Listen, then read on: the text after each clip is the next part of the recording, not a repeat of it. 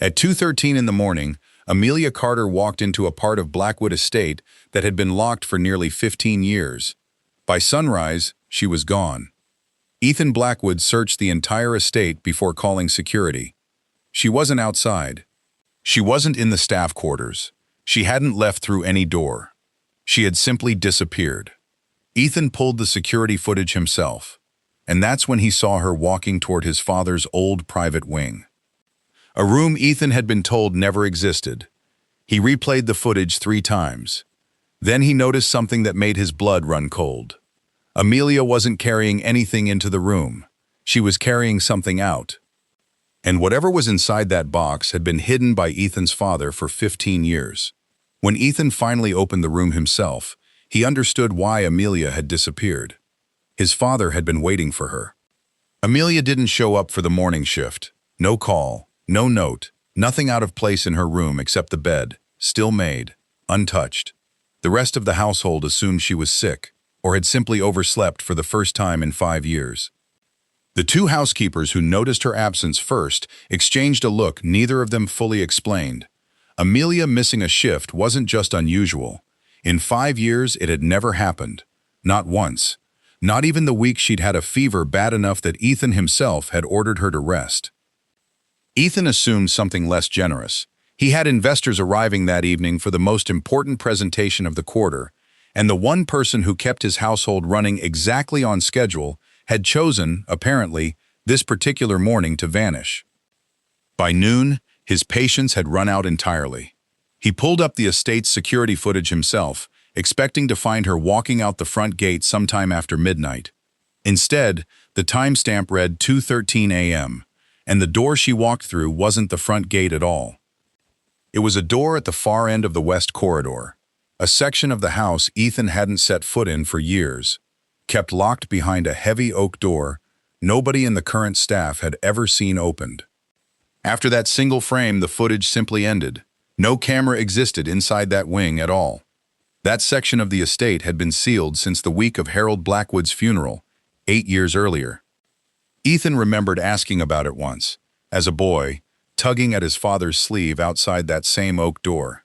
"There is nothing in there you need to know about," Harold had told him, in a tone that ended the conversation before it started. Ethan had never asked again.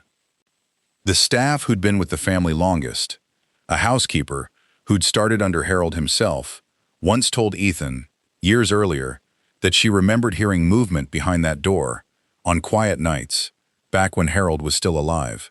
She'd never mentioned it since. Ethan had never asked. Amelia, as far as anyone in the household knew, had never once been granted access to that wing.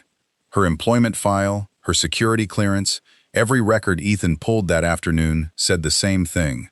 No authorization, no key, no reason to have ever been near that door. So how had she gotten in?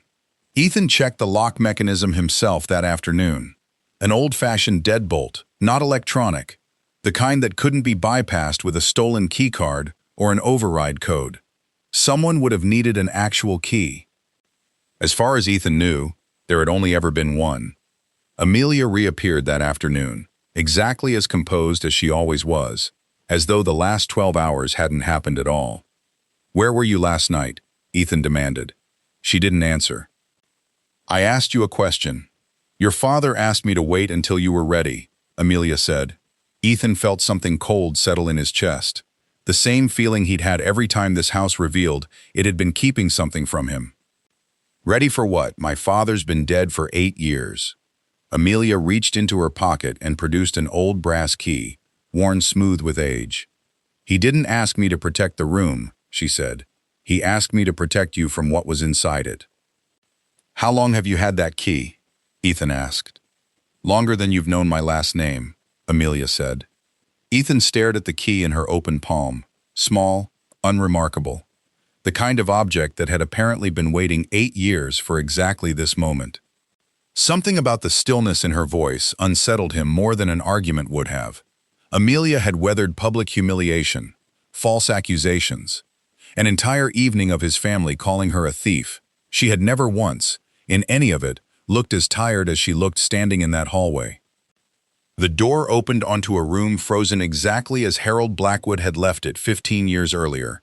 Desk, chair, a layer of dust undisturbed except for a single clean rectangle where a box had clearly just been removed. There was no money inside. No hidden fortune, no scandalous affair, nothing resembling what Ethan had braced himself for on the walk down that hallway. Just a desk, covered in old company files, family photographs, a small tape recorder, and dozens of sealed envelopes, each one addressed simply, Ethan. What stopped him cold wasn't the number of envelopes. It was the dates written across each one, not dates in the past, but dates still years, sometimes decades, into the future. One read, "Open on your 40th birthday." Another, "Open if you ever have a child." A third, near the bottom of the stack, simply said, "Open only if Amelia tells you it's time." His father had spent his final years preparing for conversations he knew he wouldn't be alive to have. Ethan sat down slowly in his father's old chair, the leather still faintly holding a shape that wasn't his. He read 3 more envelopes without opening them. A birthday, a wedding, an unnamed occasion marked only with a question mark, as though even Harold hadn't been entirely certain what it would turn out to be. Among the files, Ethan found a name he didn't expect, his father's own handwriting, referencing an internal auditor named Rosalind Carter, Amelia's mother. Rosalind hadn't been staff. She'd worked in Blackwood Realty's internal audit division. Years before Amelia was ever born into the picture, Ethan thought he understood. Rosalind had discovered irregular transfers moving through the company's books, money leaving accounts it shouldn't have, dressed up carefully enough to survive a casual review. Before she could bring it forward formally, her position was quietly eliminated. No scandal, no accusation, just a restructuring memo and a severance check large enough to discourage questions. She never worked in finance again. Ethan had never once heard her name in his entire life. Ethan found her personnel file buried in the same archive. A single page, her termination listed simply as "position eliminated, restructuring," a phrase generic enough to bury an entire injustice underneath standard corporate language. "Did she ever tell you what really happened?" Ethan asked. "Not until I was old enough to understand what she was actually protecting me from by staying quiet about it for so long," Amelia said. "She tried to warn your father," Amelia continued. "By the time anyone believed she was right about anything, she'd already been pushed out for 2 years. Your father didn't find out the whole truth about what happened to her until much later, long after there was anything he could undo. One item was missing from the desk, a single letter, its outline still visible in the dust where it had sat undisturbed for 15 years. "Did you take it?" Ethan asked. Amelia looked at him for a long moment. "Yes." Something in Ethan went very still. "Because if I left it here," Amelia continued, "you'd have read it before you understood why your father wrote it in the first place." "That's not your decision," Ethan said. "It was the decision he gave me," Amelia said. 15 years ago, in this exact room, I've spent every year since trying to earn the right to make it correctly." "What does it say?" "It says a name," Amelia said. "One I don't think you're ready to hear without the rest of the story first." Ethan looked around the room one more time. The envelopes, the photographs, the small clean rectangle in the dust where the box had been. "How many other things have you decided I wasn't ready for?" he asked, and it came out quieter than he meant it to, less angry than genuinely curious. "The letter," Amelia finally explained, "wasn't about an outside embezzler at all. It named someone inside the Blackwood family, Patricia's late husband, Gerald Vance, who had quietly moved company funds through his own private accounts for the better part of a decade, using access Patricia herself had helped arrange without ever asking too many questions about why. Rosalind Carter had gotten close enough to prove it. Gerald, with Patricia's help, made sure her career ended before she could. "Did Patricia know Gerald was doing this?" Ethan asked. "I believe she chose not to know, for as long as choosing was easier than the alternative," Amelia said. "There's a particular kind of complicity that never has to sign anything. Gerald died 11 years ago. Harold had known the truth by then, but a truth that implicated his sister-in-law's own late husband, revealed to a teenage son barely recovering from losing his mother, would have unmade what little family Ethan had left. So Harold made a different choice. He waited, and he asked someone he trusted completely to wait with him. "Your father wasn't protecting Gerald," Amelia said. "He was protecting you from carrying a truth you were too young to hold. There's a difference, even if it looked the same from the outside for a very long time." Ethan sat with that for a long moment, the shape of a childhood he'd thought he understood, quietly rearranging itself around a secret that had been sitting 15 feet away his entire adult life. "Why did you stay here all these years?" Ethan finally asked. "Not for me, not at first. You didn't even know me. Because your father didn't ask me to work for this family," Amelia said. "He asked me to make sure you survived it." Ethan didn't have an answer for that. He wasn't sure one existed. "My mother lost everything trying to tell the truth in this house," Amelia said.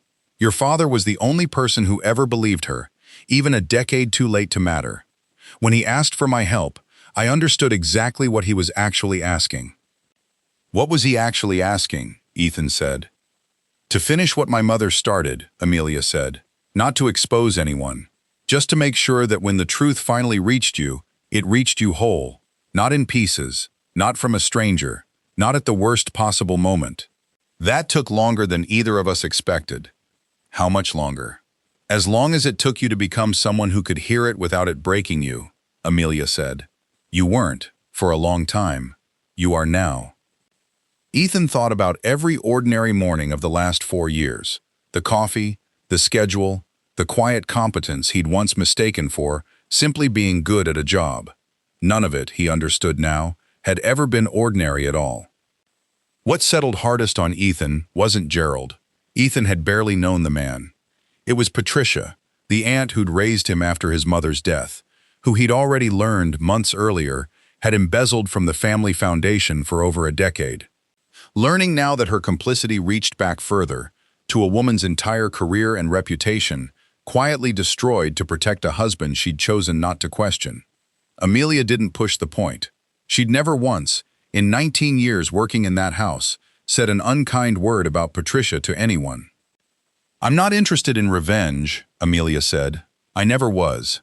I was only ever interested in your father's promise being kept." It explains something else, too, a pattern Ethan hadn't let himself notice until now. Victoria had wanted Amelia gone. Whitfield had wanted her removed from the house entirely. Patricia had spent years finding small reasons to push her toward the door. 3 separate people, 3 separate schemes, and all of them, without ever comparing notes, had independently decided Amelia was the one person in that house too dangerous to keep around.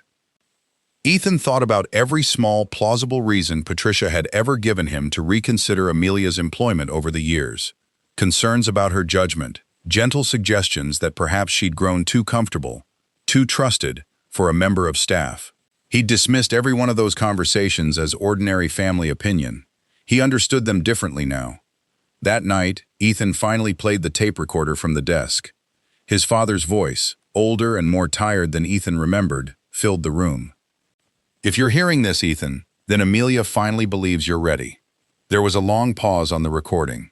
His father, Ethan realized, choosing his final words with the same care he'd apparently spent 15 years, choosing everything else about this moment. "Don't ask why she stayed," the recording said. "Ask yourself why everyone else wanted her gone." The recording ended there. Ethan sat alone in his father's old study for a long time afterward, the tape recorder silent in his hands. He thought about every time he'd walked past her without a second glance, every year he'd assumed the quietest person in the room had the least to say. His father, it turned out, had known better the entire time. It was, Ethan understood slowly, the most honest thing his father had ever said to him, delivered 15 years too early to make sense, and exactly on time to matter. Ethan found her in the kitchen, the same room he always seemed to find her in, the room that had somehow become the only honest place in the entire estate. "What do I call you now?" he asked. Amelia allowed herself the smallest smile. "Amelia is fine." "No," Ethan said. "After everything you've done for this family, I think I've been calling you the wrong thing for years." She looked at him for a long moment. "Then stop looking at my uniform," she said. "Look at me." Ethan did. Maybe, he thought, For the first time in 19 years, he actually did. Some promises take 15 years to keep. Some people spend that entire time being underestimated by everyone around them, simply because nobody thought to ask what they were actually carrying. And sometimes, the truth doesn't arrive all at once. It waits, patiently, in a locked room, for the one person willing to finally open the door.